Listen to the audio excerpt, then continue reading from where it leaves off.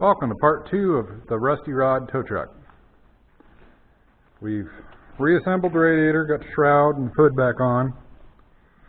I changed that pulley so it shouldn't wobble and clack anymore. Hopefully my leak will seal up when it gets warm. I also replaced body blocks. The cab sits on wood. We're going to fire this thing up, drive it home, and give it a bath.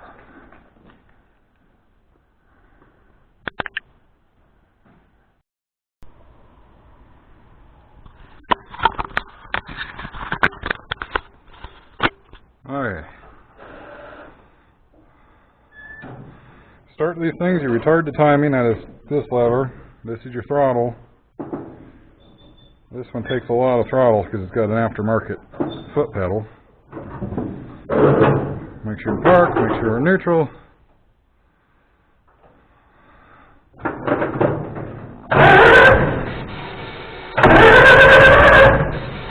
Oh, come on.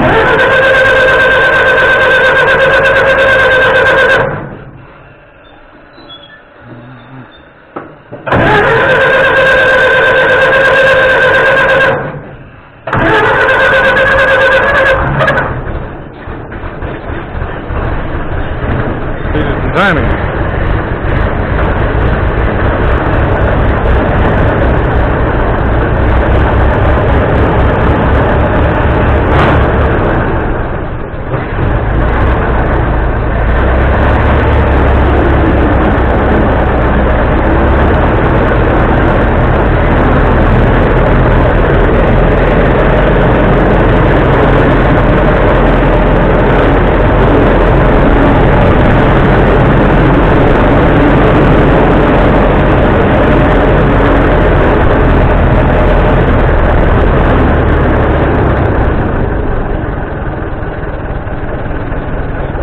If you can hear me, low gear is easy. You have this lever in the middle. That's forward. That's backwards.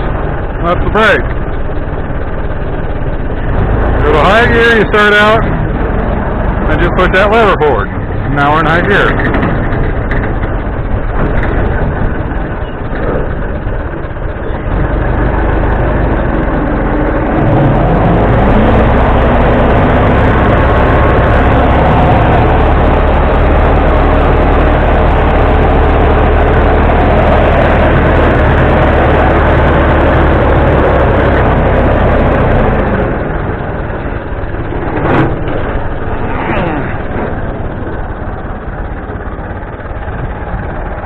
And if you think this thing's cool, there'll be a couple episodes on it this winter.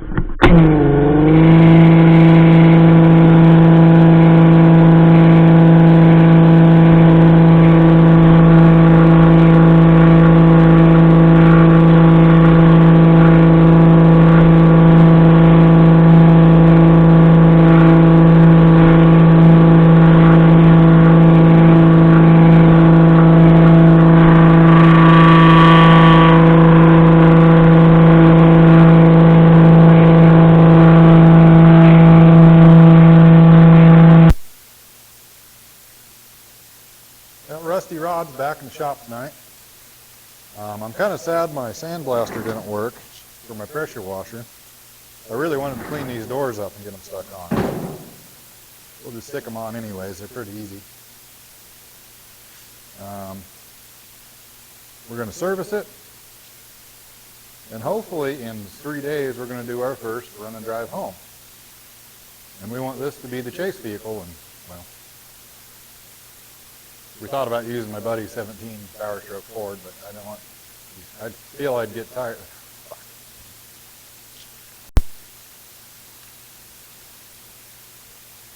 Welcome back to the tea shop.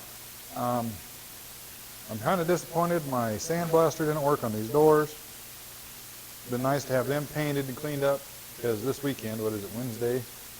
Sunday we're going to try our first run and drive home, and this is hopefully going to be the chase vehicle. We thought about using my buddy's 1-ton 17 diesel, but I thought I'd get tired of holding my foot on the brake following him home. And we don't want to overwork the poor thing if we have to. So tonight we need to service it, put the doors on, make seats, make floorboards, and Gingerbeard is working on the tow bar tonight in his shop. He might show up at some point and we'll stick that on. We'll start with the lubrication.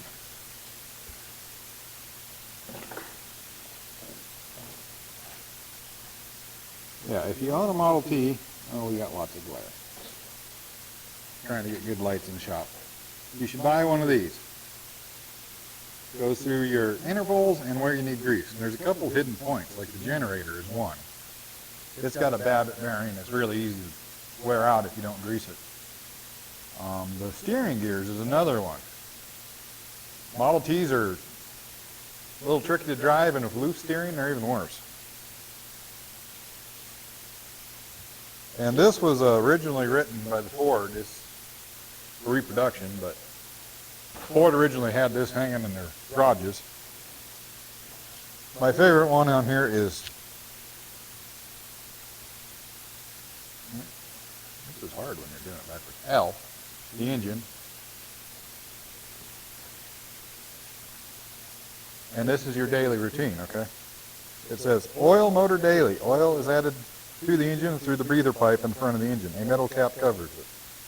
Down under the car, the flywheel casting reservoir which holds the oil, you will find 2 petcocks. Pour oil slowly until it runs out of the upper cock. Leave cock open until it stops running, then close it. For best results, keep oil midway between the 2 petcocks. Under no circumstances should be allowed to get below the lower cock. About every 750 miles, it is advisable to clean the crankcase by draining off dirty oil. This is done by removing the plug at the bottom of the crankcase. This should be done while the engine is worn. After draining, replace plug, pour in a gallon of kerosene through the breather pipe. Turn engine over 15 to 20 times so the splash from the kerosene will thoroughly cleanse the engine. Drain the kerosene, refill the oil. My favorite part is, quote old Henry, how are you supposed to know if the oil's midway between these 2 petcocks? Then it talks about your tire. The steering gear should be oiled every 5,000 miles. Every 1,000 miles you should I don't know who's done that. Replace your rear end oil, which is a special 600 weight oil. I did not misspeak. It's steam engine oil. Today's equipment is ISO 680. It's used by the railroad on straight cut gears, so it's available. So kind of hard to get a hold of. I managed to get a bucket off of eBay. It has the consistency of like Lucas oil stabilizer. I've used that in a pinch. I've used 8090, but it leaks out. I know my Model A transmission, it really likes the 600 weight oil. With the 8090, you almost needed a clutch brake to get it into gear, but that 600 weight's heavy enough to stop the gears from pushing the clutch. So yeah, let's get going.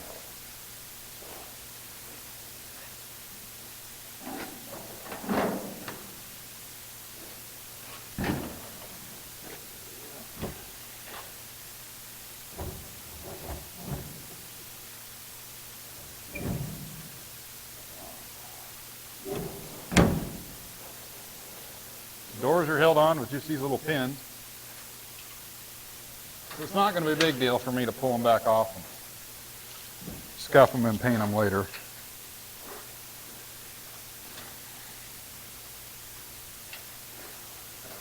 If I didn't have a real job that keeps getting in the way of my hobby, I could take my time and do this right.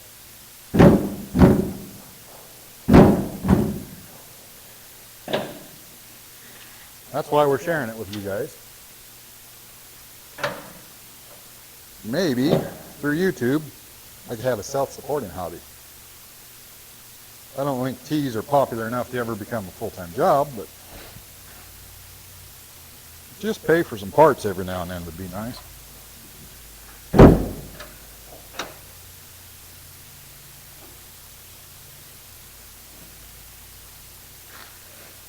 Well, lubrication is a good thing.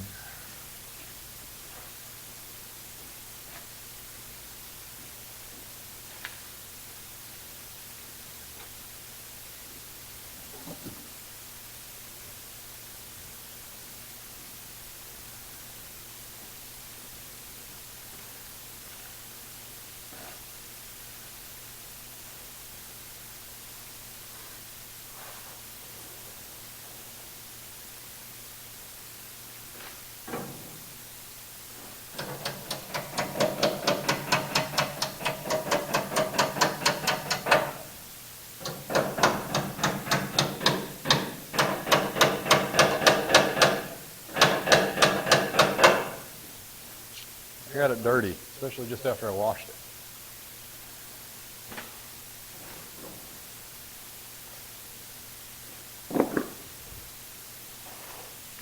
It's kind of neat, the new parts they make for these and the new parts you can't get. These are the rubber door bushings.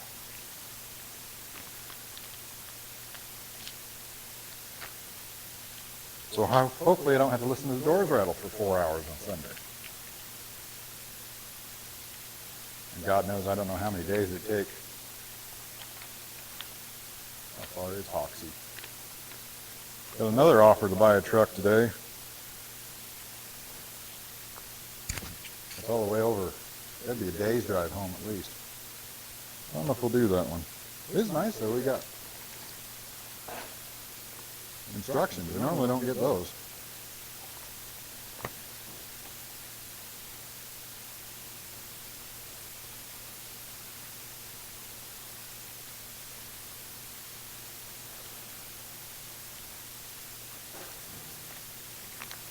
Looks like we get this one, this one, that's the other one, and this one.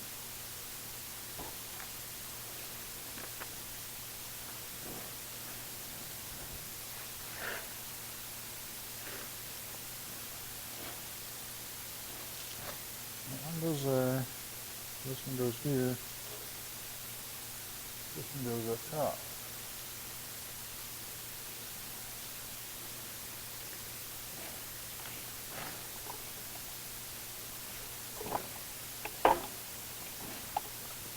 But it's kind of neat. I can't remember what type of black I used. But whatever black paint it was did not stick as well as Duplicolor blue. So I guess Duplicolor is worth the extra money. We're going to have to give this another hand wash if we want it to be clean.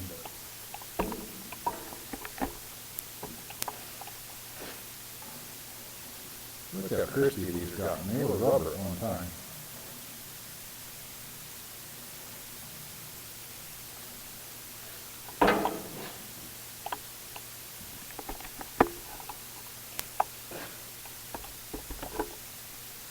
I'm going to work for a bit and we'll meet you back when I got something done. Well, these are being easier than I thought. I'm using my Cleaner Air Leak Tester rubber lubricant.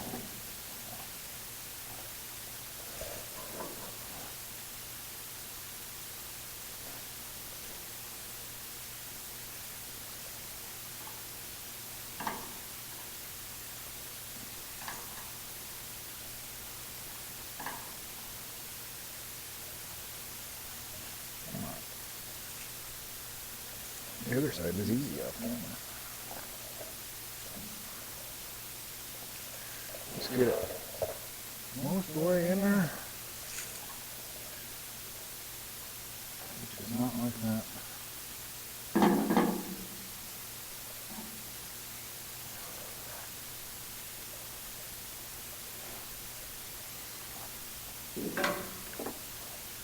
A smaller screwdriver. Go deep in your hand when you slip. It'll go deeper in your hand when you slip.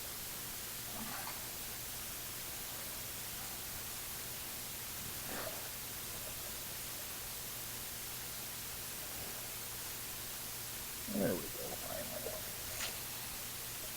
Get it most of the way. Work on the other side.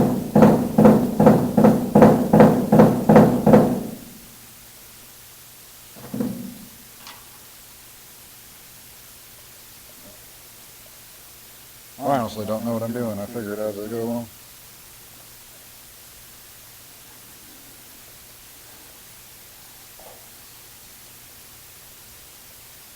It's the trick to life, figuring it out as you go along. There it went.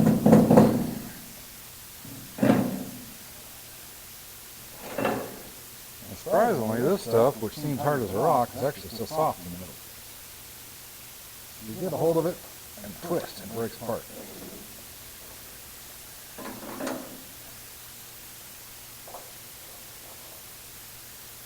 Really generally want to do body work.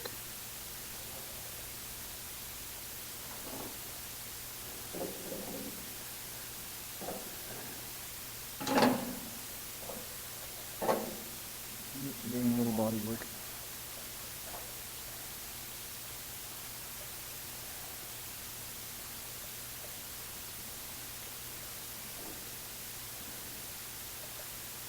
Cut in half, it's easier to get out.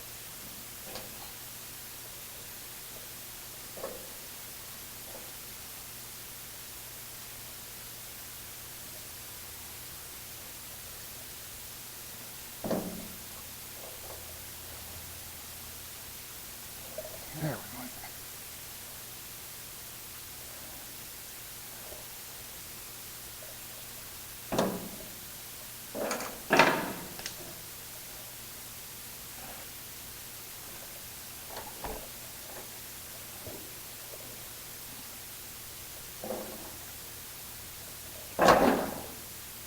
That's easier to get.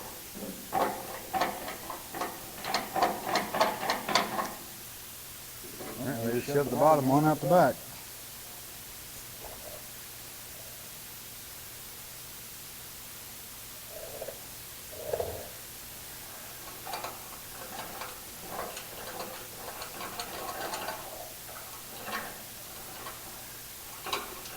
Get this all nice and clean so I can refill later.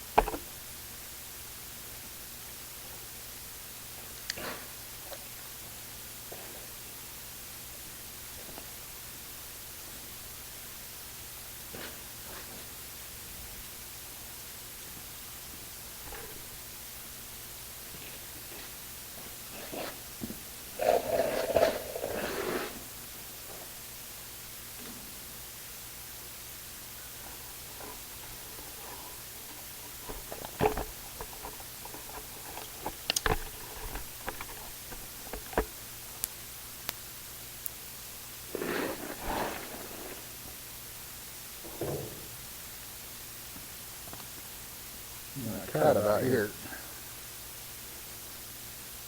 I don't know why I find these so fascinating, these little flip-top oilers.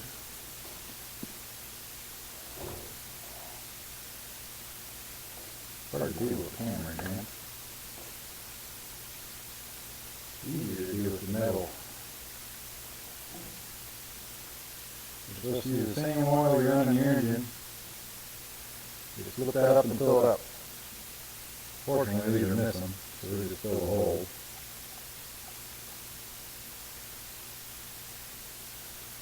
If you have a Model T, these are very important to keep wet. I'm trying to figure out a way to convert them to grease zerks. Because if this breaks, your axle goes cattywampus. Don't be scared of the Model T. You don't want that. Now, every one of these I worked on this, when I put this together, I dug through, and this is the best set I had, or wore out. About $100 to replace the set. One of them jobs that isn't hard, you just gotta do it.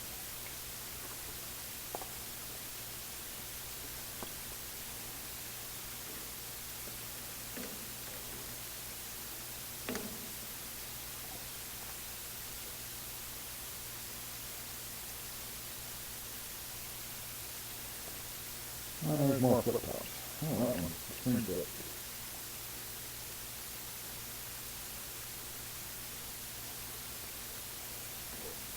And these things will get a pretty bad death wobble if you let your kingpins get fluffy.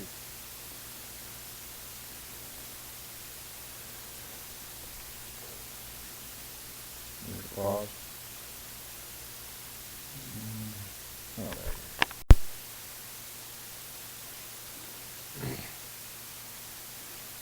Now the spark plugs in these things are just pipe thread. You see the tin foil I used to try and seal it up last time? That's what one of my books recommends. The other car I drive a lot, I use high temperature silicone. That works pretty good. That's what they recommend when you put spark plugs back in a Triton motor.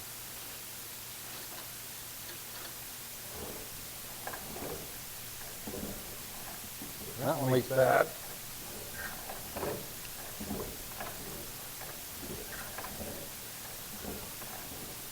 Back one leaks a little. Maybe number 3. This one's doing good.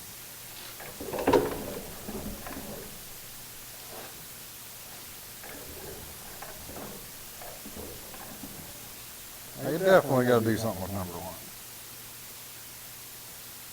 The other 3 are pretty good though.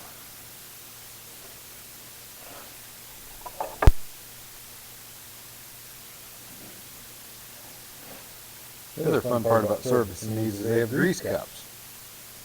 So before grease comes, you fill this with grease.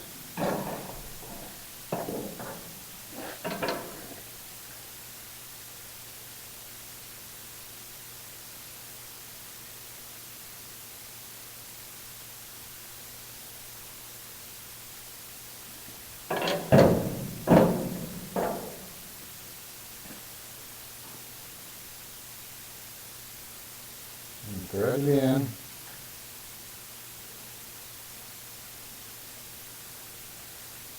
And that would put grease where it belongs.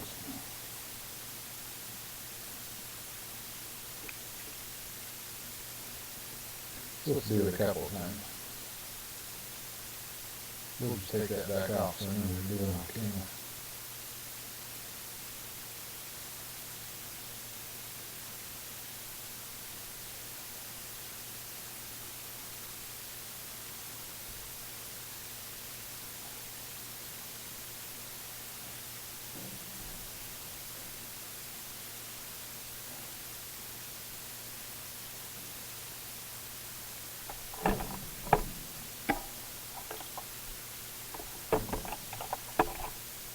My camera to stand up here.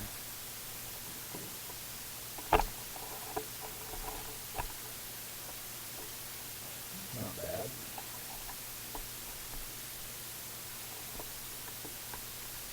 You can't tell very good. It looks like I put Kevlar bands in these. You can tell by they're yellow. when I did this, the options was wood or cotton like the originals. Next to driving a few of these, I kind of like the Kevlar. We need to do some adjusting since we're changing the oil anyways. See how little that reverse pedal moves? Watch them down in here. This is about halfway up the ramp.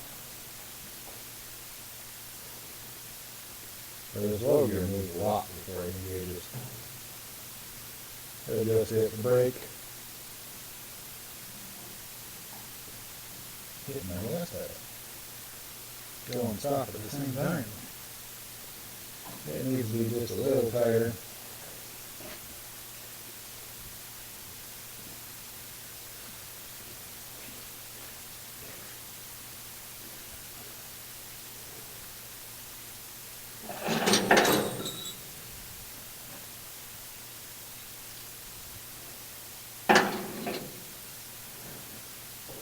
I think it's more fun to work on these when you can use the original tools designed for them. And that one. Let me get this one.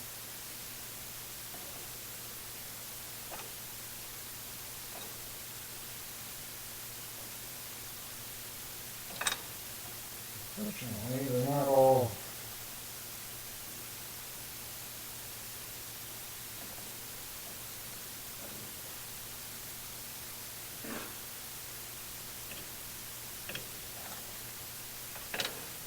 some of them have different aftermarket parts.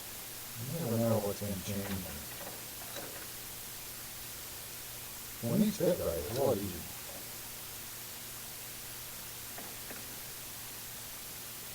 And there's little locking grooves. That's one kind of adjustment.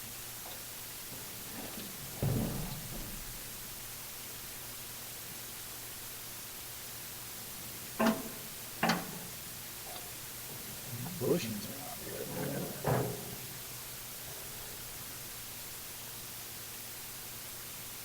When you get these too tight, they ruin your drum. You're ruining these drums in here. I think this one needs to be just a hair tighter. The brake wears down pretty fast.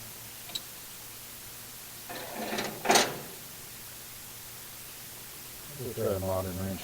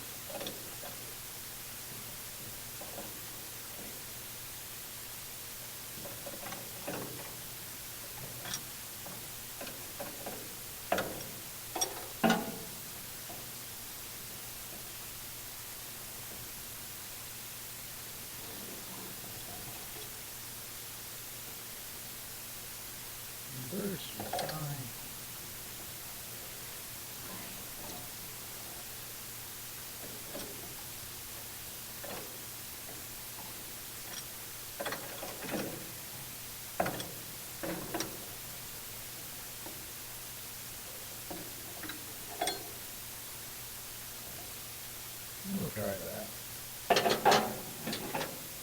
And a lot of gear you can adjust on the later ones from the outside, which is a lot easier.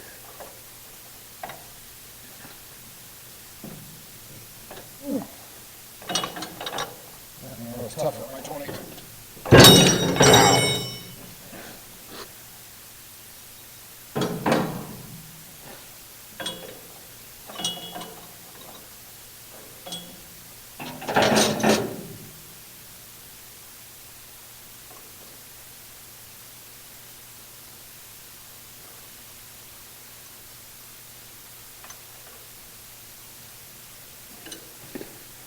That's a lot better.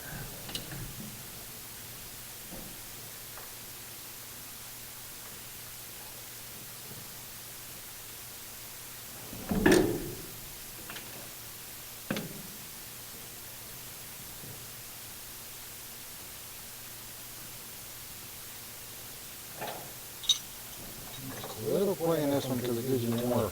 clutch room. Now to be precise with the feet when you drive.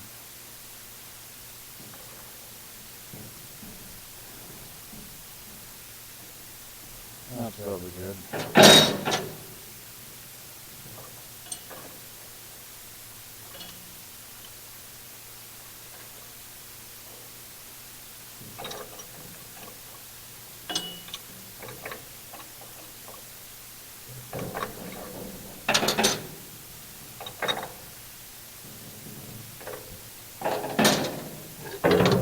Really impressed this wasn't leaking. It wasn't the gas can. We'll have to fix that too. I kind of got in a hurry to finish this project and get it out of the way back when. I never really did drive it much.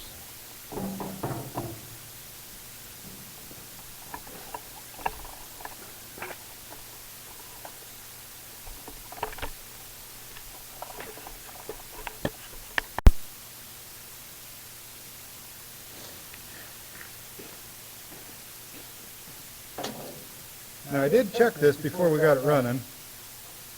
I could touch oil, it was a little low. Overdrive sure does howl. Probably because it spent most of its time in overdrive.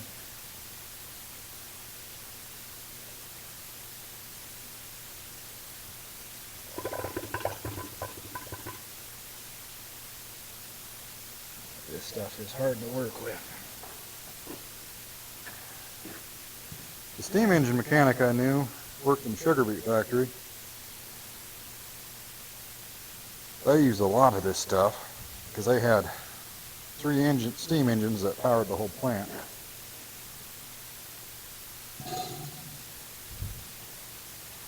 And their oil room was kept at 80 degrees years round.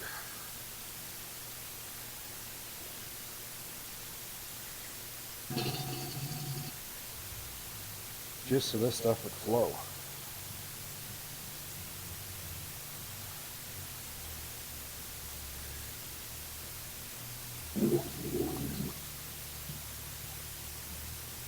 Trying to get my suction gun full here.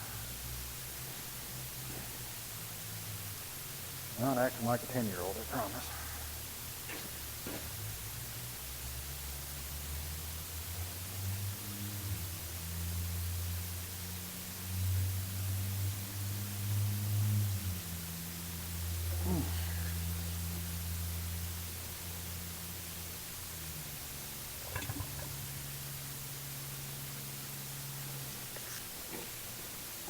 Okay, we'll finish that off the camera.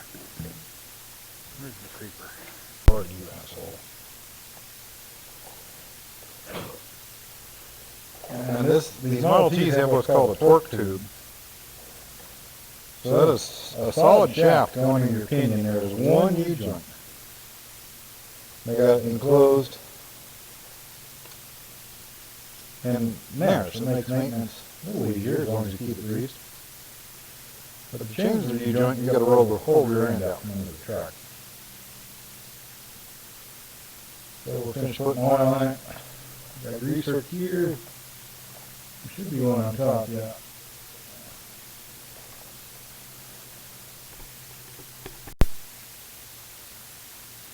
This is your power steering on a Model T. Oh, focus, it's not that hard. That's better. So you have planetary gears. So the steering wheel turns that one. It turns those. So your steering shaft has, fingers on it. And then it just goes down to the front wheels. And you don't want to forget to grease these, so when these get sloppy, these T's are not fun to drive. You can buy replacement oversizes. Okay, we'll be back when we start working on the seat.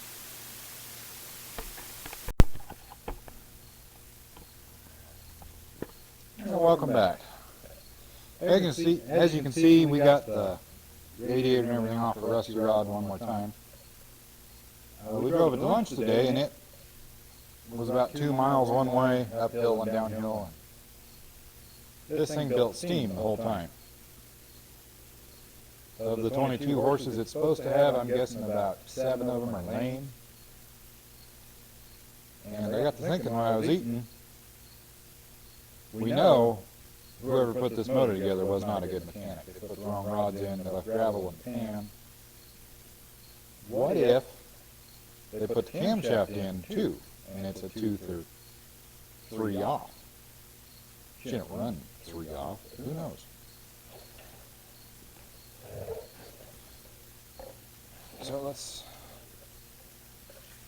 misfold.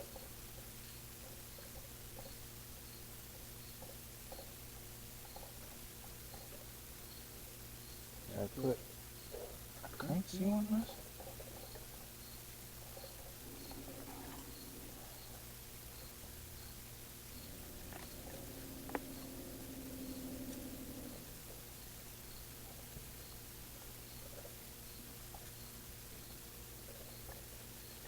Looks like I put a modern cam seal in it, which makes this a little harder.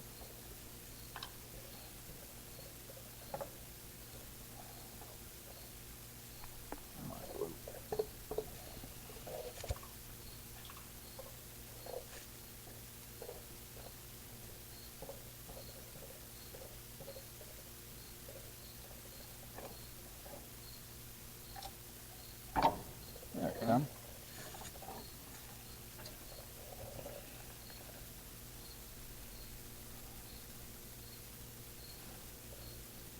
I don't know if we should run this or not, it's still melting oil.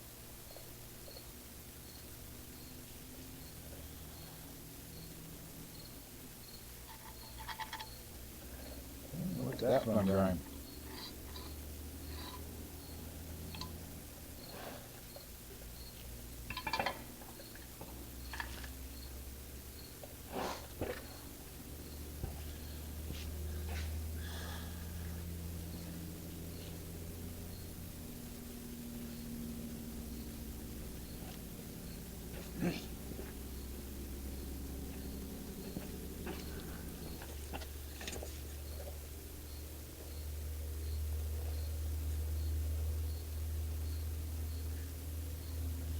Do we have timing marks?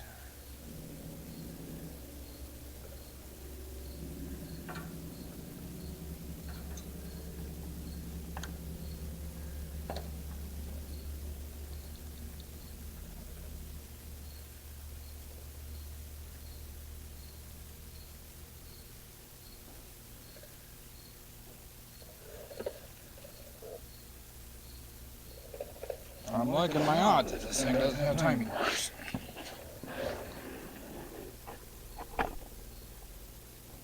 They tried to time it with the piston in the hole. Oh, there it is.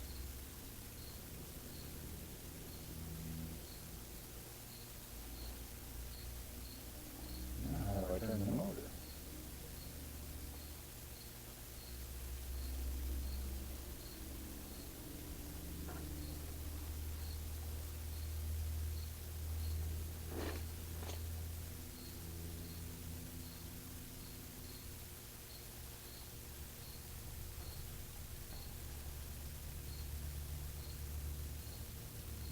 Model T's have timing marks.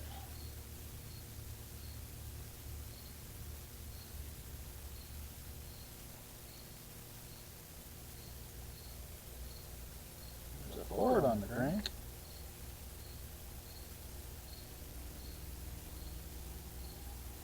And it is lined up with that.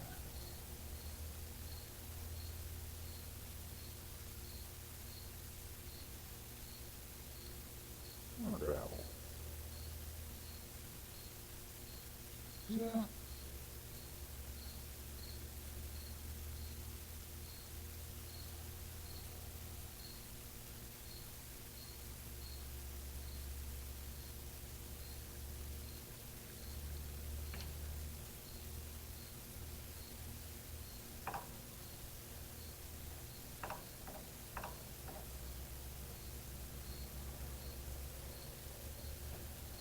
We'll be back when I figure out how to turn the motor.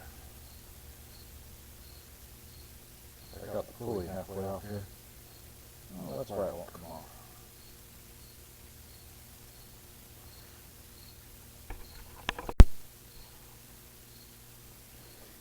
remember at the little Ford is the timing mark.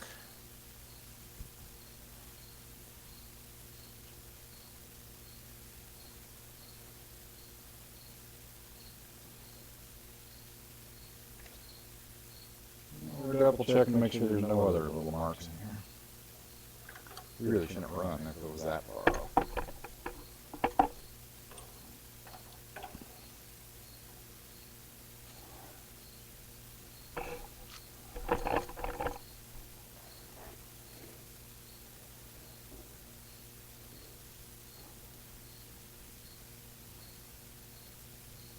There's a little Ford.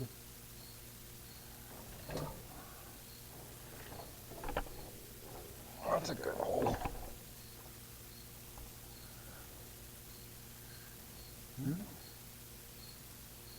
Well, this theory shot. It just doesn't run very good. Maybe we'll try putting a water pump on it. I'll flush out the head too. That'll probably be it for tonight. Well, since there's only 2 more bolts, I decided to take the valve cover off.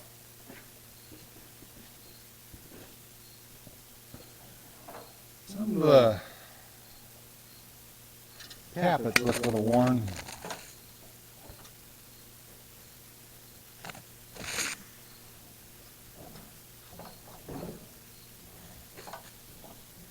These front 4 move.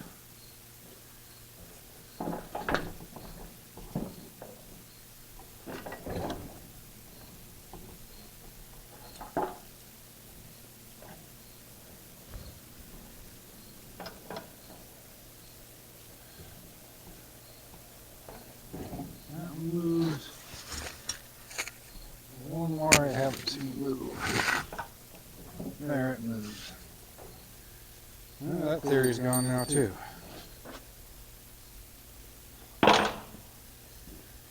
Guess I'll try a water pump on this thing. It's normally just a Band-Aid, but other than this motor could be wore out, there's no obvious problems. I could maybe change the carburetor. A lot of guys don't like these Kingstons.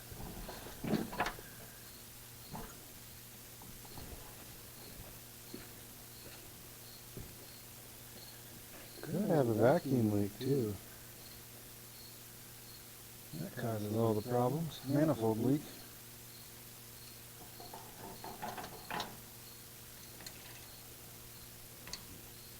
Uh-oh.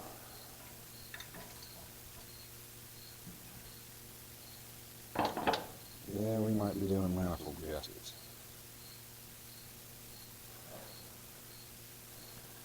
So I used the cheap ones on here last time and they're not very good.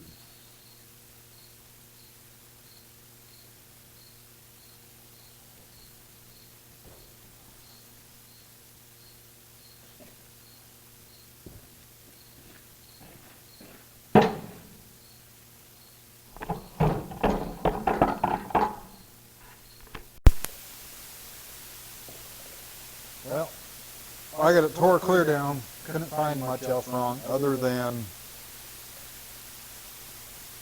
I'll show you later when I put it back together, the pin for the timer somehow worked itself out because the washer was a little bent out. Well, that one's on me. Probably because I was stealing parts off of this to make my Roadster run better when I was only had one of these I could drive at a time. So many of you are wondering why I've wasted so much time trying to make this cracked block and card crank motor run better. And the short answer is I'm very stubborn. The second answer is Good Buddy and I are trying to put together a collection, at least every body style of 26 or 7. And one of the cheapest option Ford offered was called a chassis, where you basically had the firewall forward, you sat on the gas tank driving home, and you were expected to build your own body out of wood. This motor would be ideal for that. It would be a good parade motor. probably not going to get the miles we're going to want to put on this tow truck. So I'm going to slap this back together, flush out the head because there's still stuff in the water jacket. Stick the garden hose down it. If that doesn't make it run cooler, I got a water pump. It still wants to heat. I got a thermostat. I know I got a good radiator because we were driving this around in the middle of the heat, so there's something wrong with this motor. I don't know if we'll lump it into this episode or not, but the Bendix cover, which I showed you, you have to Loctite on this one, Good Buddy's pickup, the screw rattled out.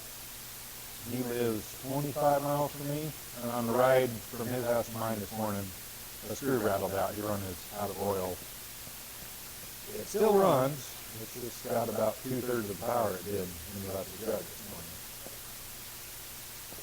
So hopefully I can get this thrown together before he gets here. We can use it to pull out that two-door back there, because it's got a good motor in it. Yeah, because it's Friday night and Sunday. We need a chase key for our first ever run and drive it home. So we'll see what happens. Let's see what I run into.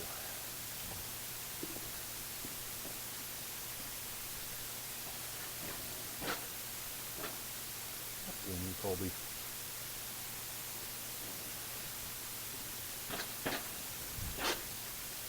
He keeps taking my seat.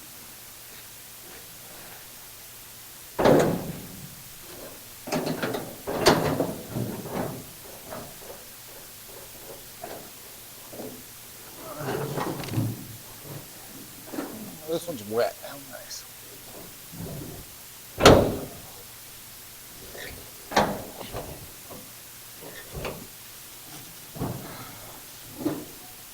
Hello.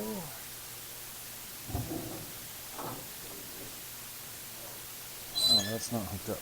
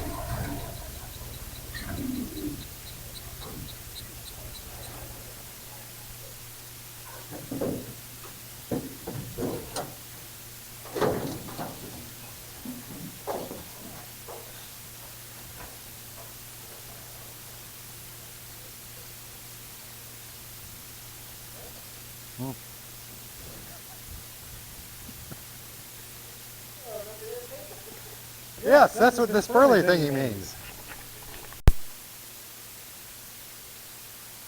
Well, it's a couple days later. This thing's still running a little warm, so I'm going to put a water pump on it.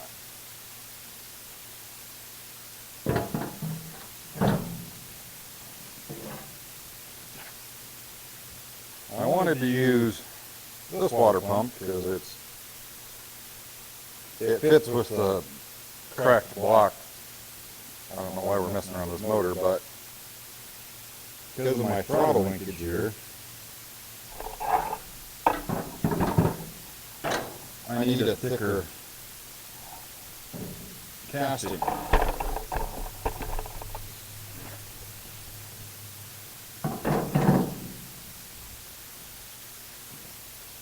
Now you might wonder why there isn't a water pump on here to start with. That is because this used a thermal siphon, so as the water heated up, because there's no jackets around the cylinders, in here, it expanded, pushed itself up in the radiator, cooled and went through here, back into the head. Now it actually works really well if you can go fast enough and if your radiator is perfectly clean. The early Model Ts did have a water pump, but I can't remember why they quit making them. It was either hard to produce, or they leaked, or they heated anyways because there wasn't a thermostat in there to slow down the water flow. And unfortunately, if this radiator isn't plugged or restricted, I'm going to have to put in a thermostat, or the water pump will push it through too fast. It won't have time to cool in the radiator. I'm making all these cool hand gestures on the camera. Oh well. So if you ever want to know more about Ford Company, or the development of the Model T, you want this book. You can see. It's by, how would you pronounce that? But it goes through the development of the Ford Motor Company. It goes through the development of the Model Ts, changes year by year. It's really helpful when you're trying to figure out what you've got.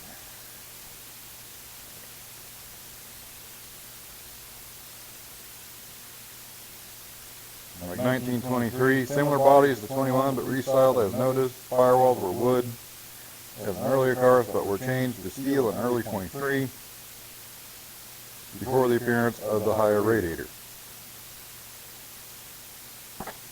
Okay, let's get to work.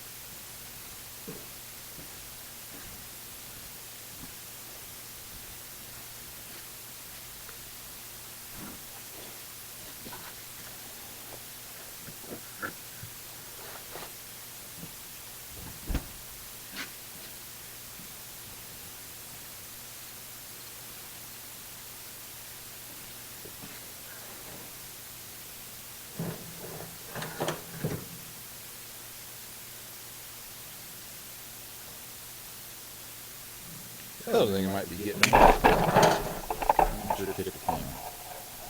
This kink might be too restrictive. Hopefully we can get rid of that.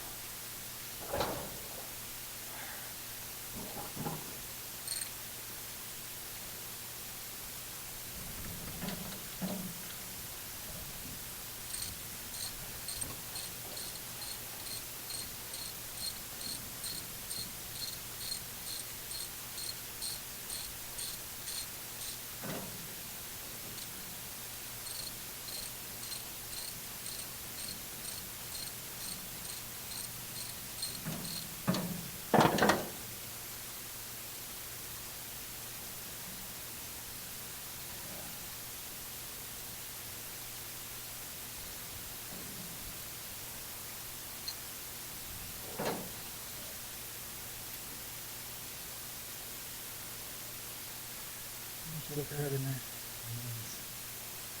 I even took this home and flushed it.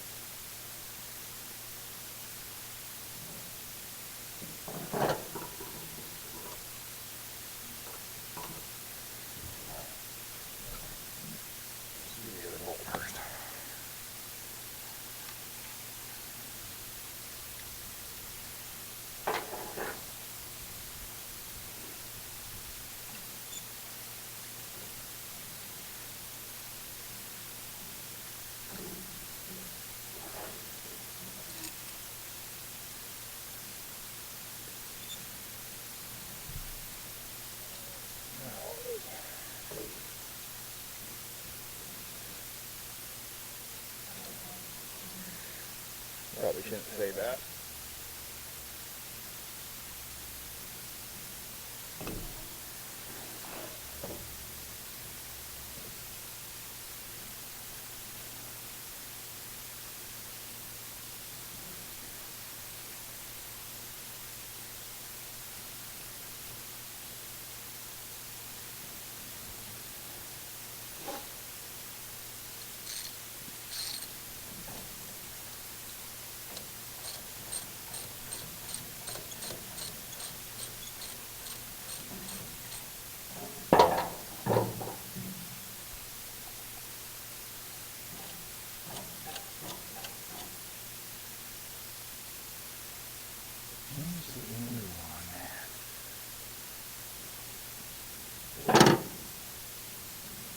Run through the block, nice and square. That's the right angle. So this is an aftermarket throttle, makes shifting the Warford easier. The Model T wouldn't have a foot throttle. And there's nothing really aligning what angle this should be. And the throttle linkage actually goes through the cylinder block. I think it needs to turn around.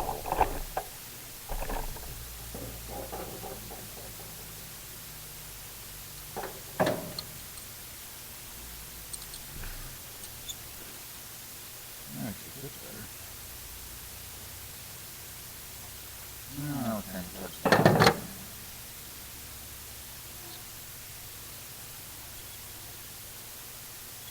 oh, got it back.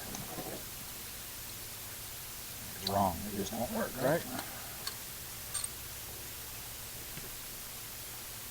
I mean, the throttle sticking in the Model T is a lot less scary than the throttle sticking in a power not an IDI that would stick. I built my own turbo system for it. Got the throttle cable a little close to the turbo.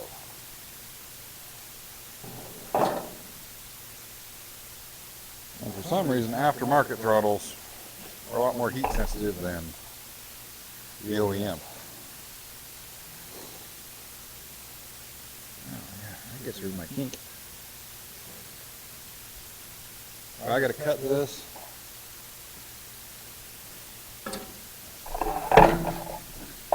And add a longer belt, which isn't hard, it's going to take the crank back out again.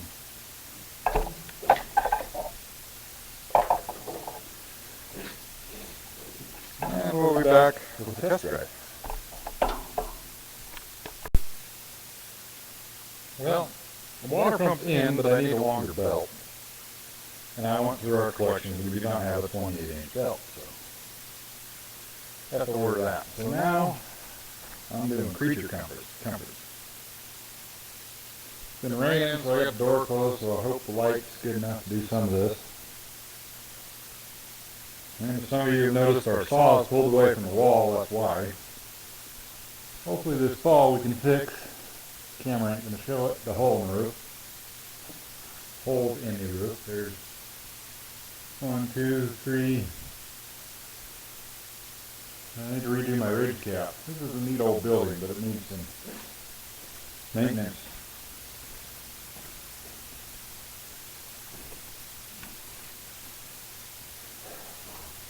Really want to get the wrecker wrapped up, because that can go outside, that can go outside. There's 2 doors probably going outside. That roadster body needs to go outside.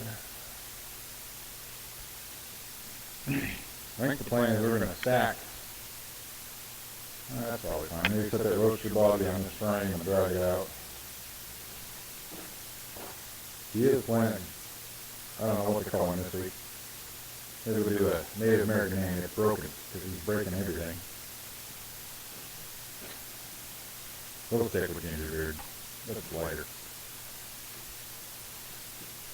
Yeah, he is going to sell that thing, but it's really rusty. Yeah, I should have the camera rolling for this. We just pulled this motor out. He had to go work on his new pickup when the rain finally quit.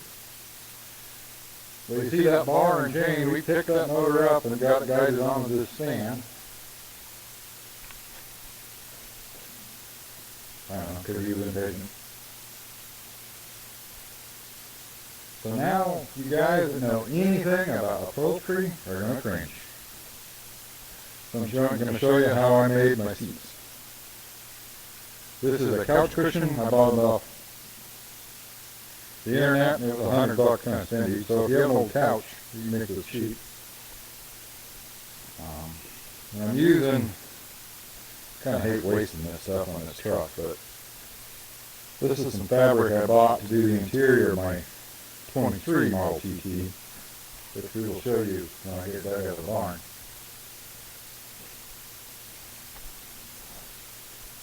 So I measured, cut my wood.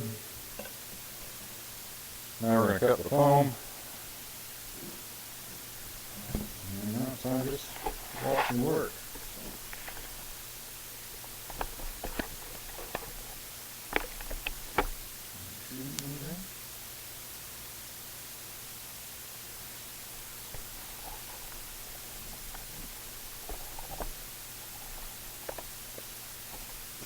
Hopefully it's a decent enough angle. So you can see I marked it. What I'm actually going to do is flip it over and mark it again.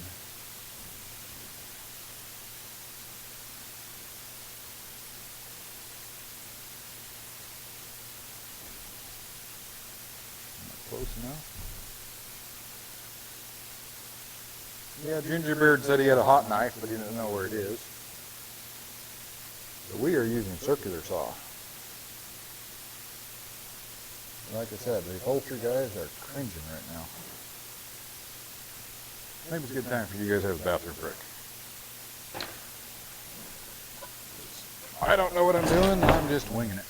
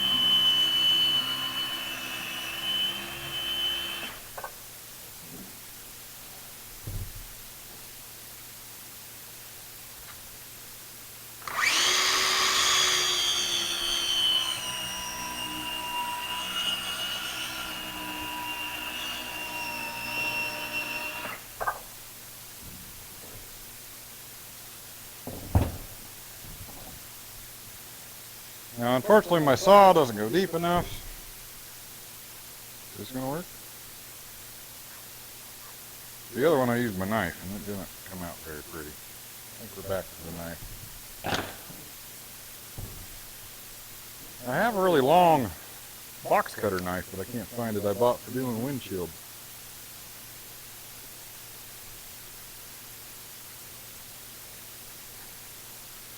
It's a cleaner cut than last time.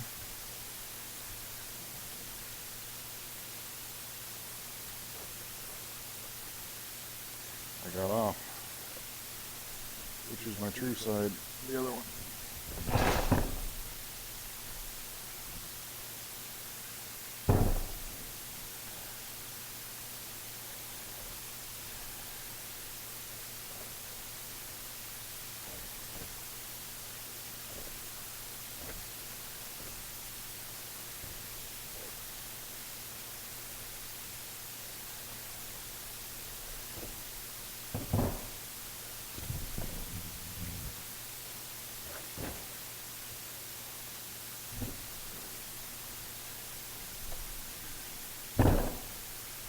The reason I'm doing it this way and not using, because you're supposed to have seat springs in them.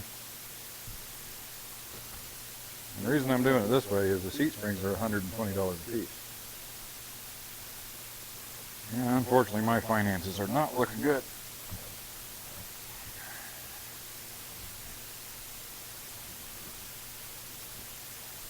While we're trying YouTube.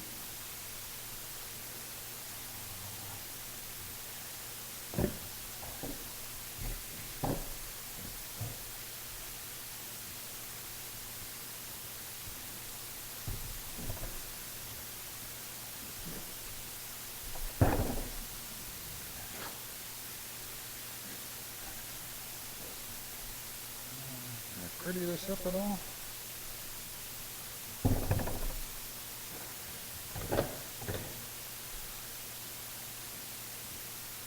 Yeah, whether you think this is going to work.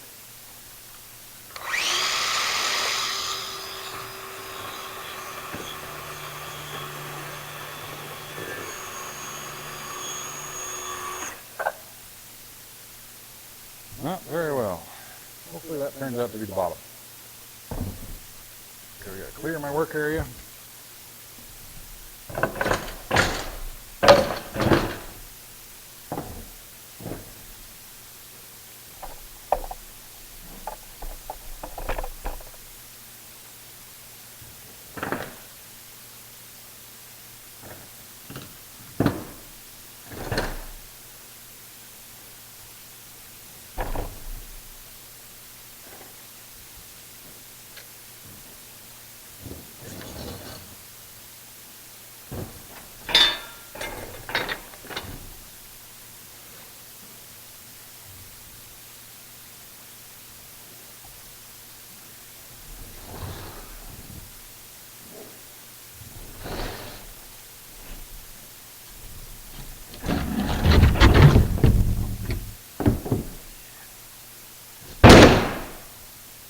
There we go.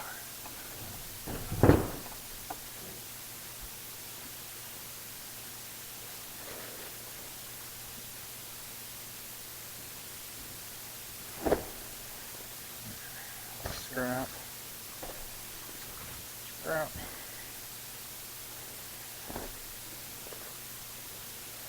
All the wrinkles I can into this. Oh, I'm at the end.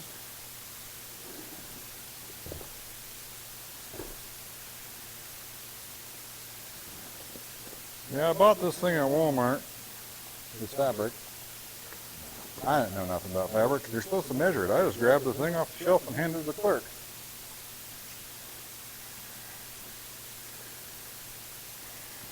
Like 70 some bucks.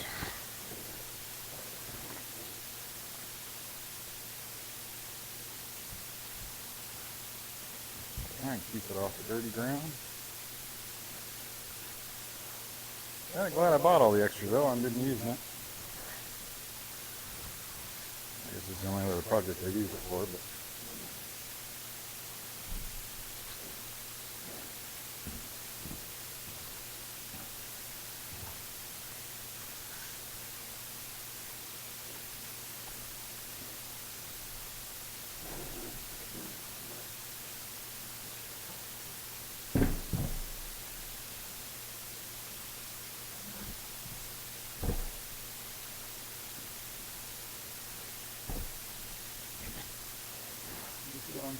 Yeah. Okay, there's that edge.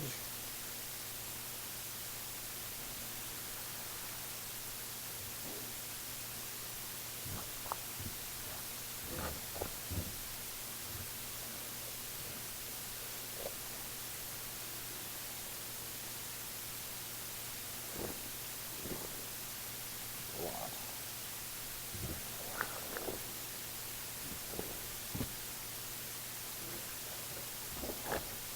Yeah, you upholstery guys are laughing at me right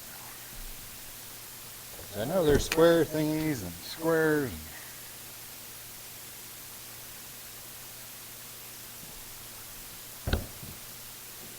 I have a thingy.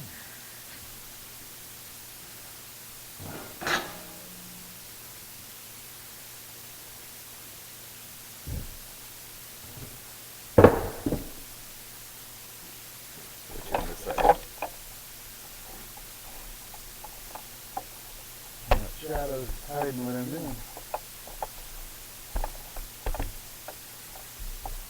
might use a Model T running board for my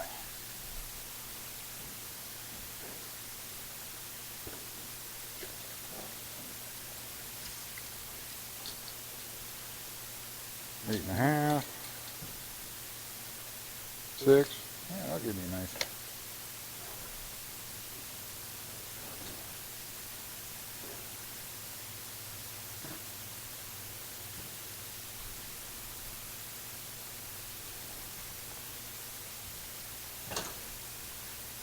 How ugly is this going to be?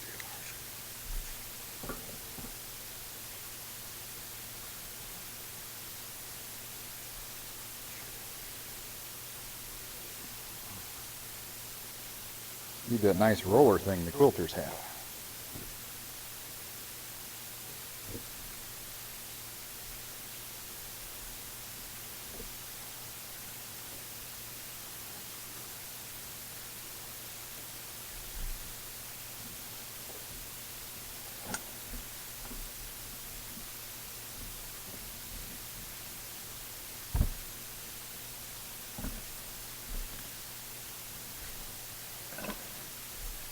At least give me a score mark.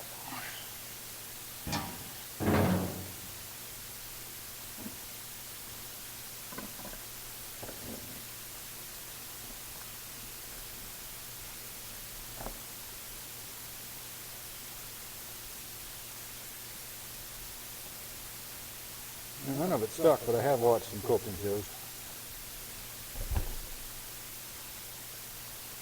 I was stubborn for a long time, wouldn't pay for TV, so I had 9 channels coming on the rabbit ears.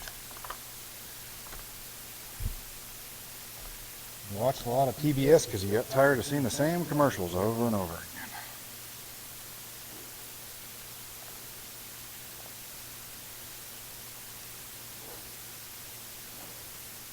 I think I can eyeball cut that straight. I'll be as crooked as the other side.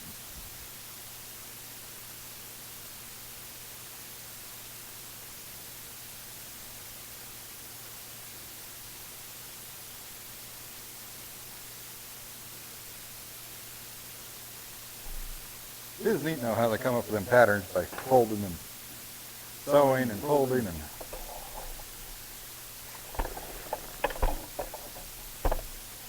that's where I get lost. Put a stitch here. Oh, what the fuck? How did that happen?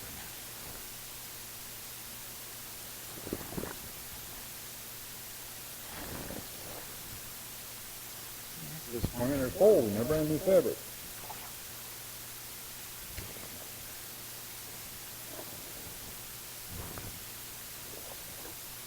Kept us in the house away from the mice. I wonder if my cat.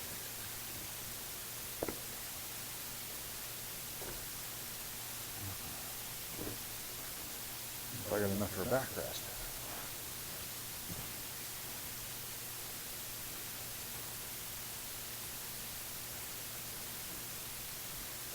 Oh, that's probably knocked the camera out of the way. You didn't see any of that.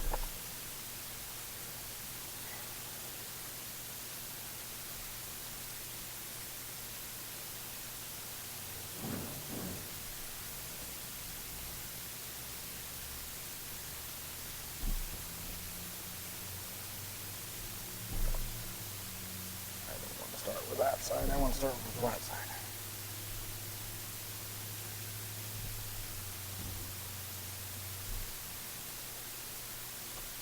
I want enough to double it over and so stapling through multiple layers. Shouldn't tear it easy that way.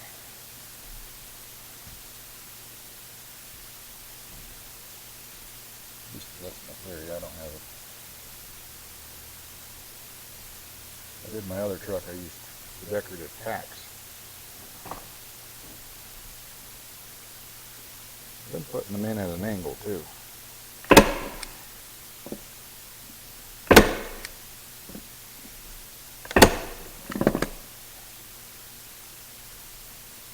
Overlap look similar.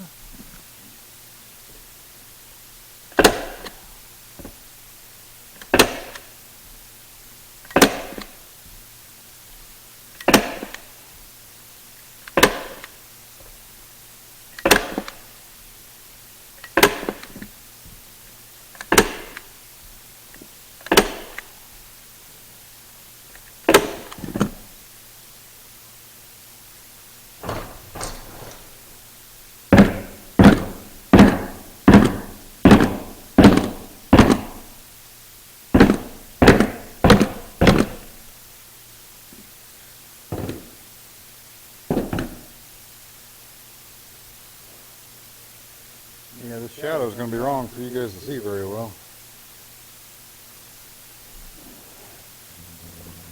God damn, that stuff sticks to this.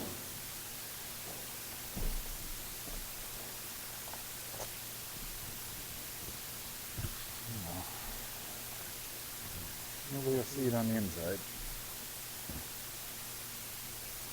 Yeah, I'm no good at wrapping presents, but that's basically what you do. Make you a present corner. Should be cutting a notch in here, but I'm lazy.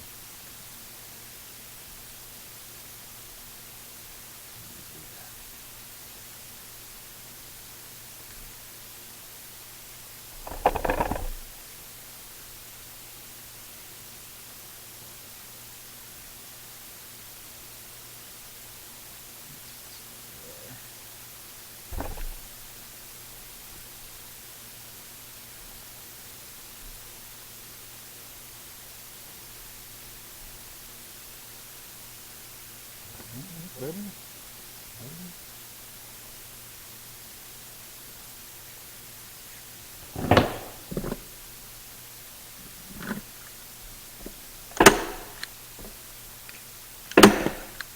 Okay. We'll be back when I'm done stapling.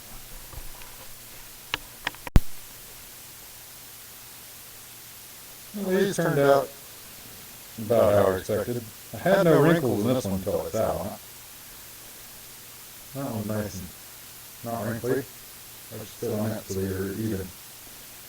I don't know if I'm going to build the backrest now. I should probably go while it's daylight and I won't hurt my eyes as bad. Finish welding this on.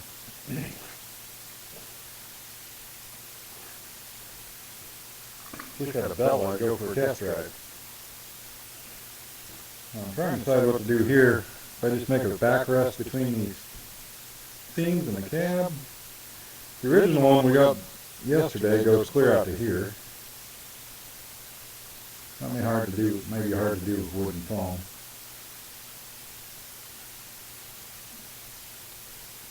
Yeah, but yeah, all I did is wrap these like a present and staple them. There's guys who do better work out there, but this is a lot cheaper.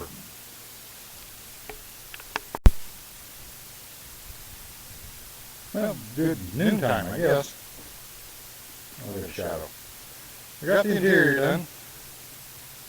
One of the nice parts about these tees is there's not much to the interior.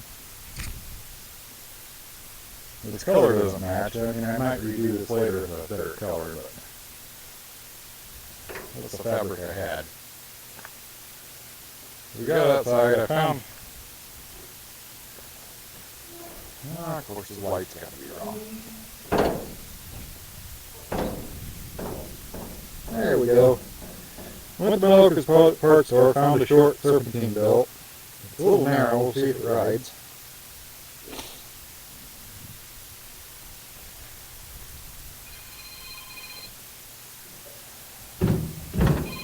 Gingerbeard's finally reporting for work. And we got, hopefully this thing gets home without getting hot, and then we'll weld up our hinges for this.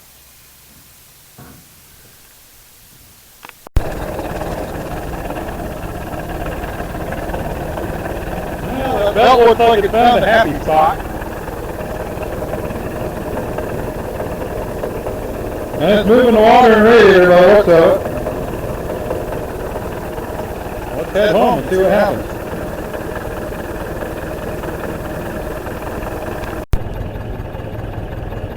Alright, I keep seeing all these videos about how hard these are to dry. Which is a lie. These were designed to be driven by people who have never seen a car before. The only hard part about driving these is forgetting what you know about a modern car. Now your standard Model T would not have this lever or the foot throttle. You would just have these three pedals, this lever, this is your ignition time for the engine, this is your normal throttle. And down here you'd have your carburetor adjustment you'd play with going down the road. That's your choke. So this thing you only worry about it when you're starting. You retard it to start so it doesn't kick back, break your arm, break your starter. This is your throttle. This one's all kind of goofy because of the aftermarket foot throttle. So the driving is really simple. You take your brake off, which is the middle position of this lever. That's the parking brake. Somewhere in the middle, and it's the only hard part on this is getting a feel for it. If you go too far, that's high gear. So with this lever in middle neutral, to go forward, you push the outside pedal. You want to stop, push the brake. You go backwards, push reverse. Want to go forward. Trying not to have the motor too loud. So we killed it, we retarded timing. Most of them would have a foot pedal. Watch the first video and you'll know why I put the starter up here.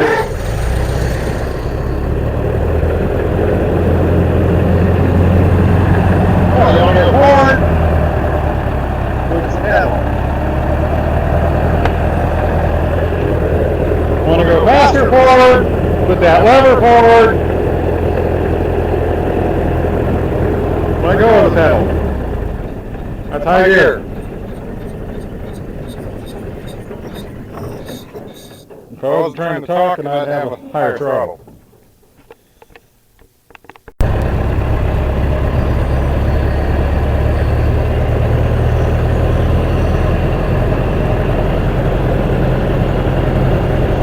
Here we go. We're on that road.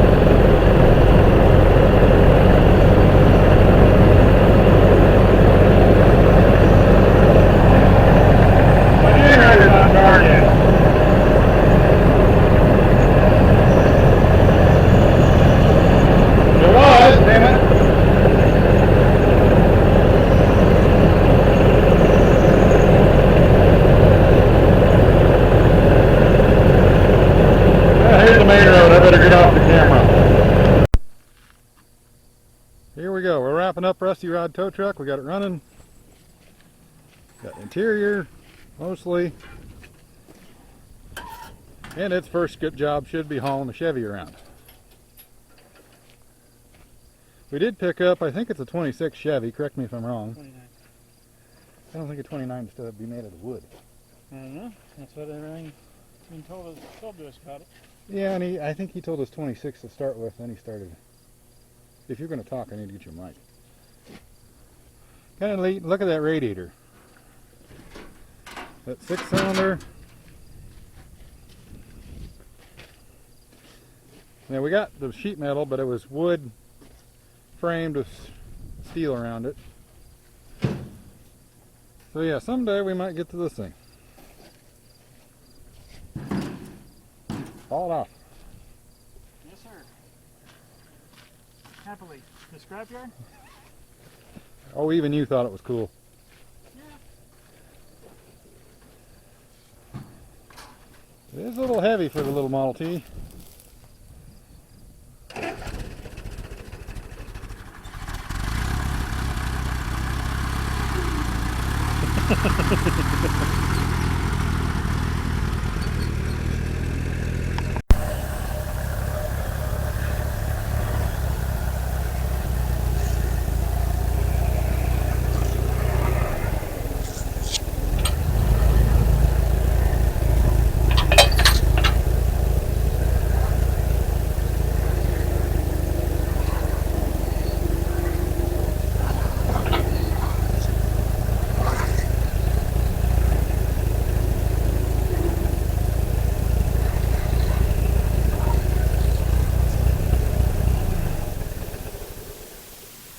Were you cussing me at all?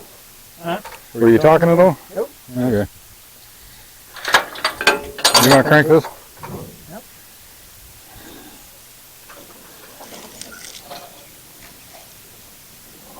That's probably far enough. Yep.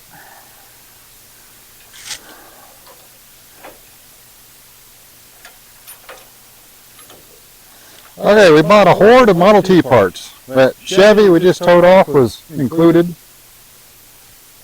This is a 26 or 7 ton truck the guy started restoring. It was his grandpa's on their farm. And it's a TT ton truck because it's got a longer frame and a worm gear driver end. And we got all these assorted parts. You scared to talk with the microphone on? No. Okay. Listening? Letting you get it all out first. Not good. Yeah. We got all these parts. We got the truck we're gonna drive home tomorrow. Oh yeah, we did get 3. Yeah, three Model TT trucks. 2 T's and a Chevy. 3 T's in the Chevy. Oh, you're counting this? Yeah. There's a frame there. There's axles. There's. Yeah, that's some assembly required, isn't it?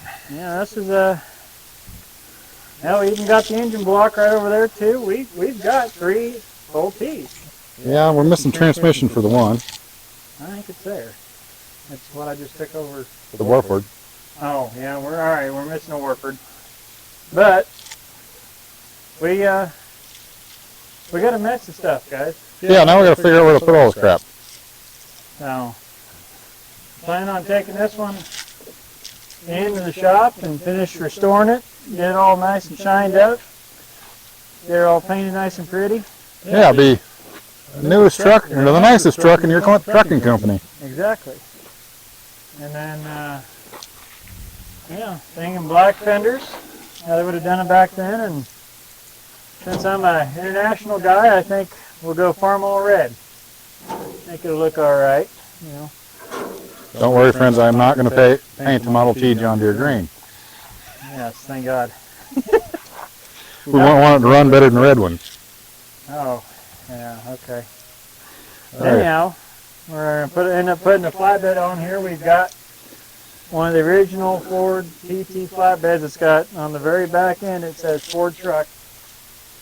And on the back of the flatbed there, and it's going to be a wood platform, and see if we can't get this thing looking spiffy.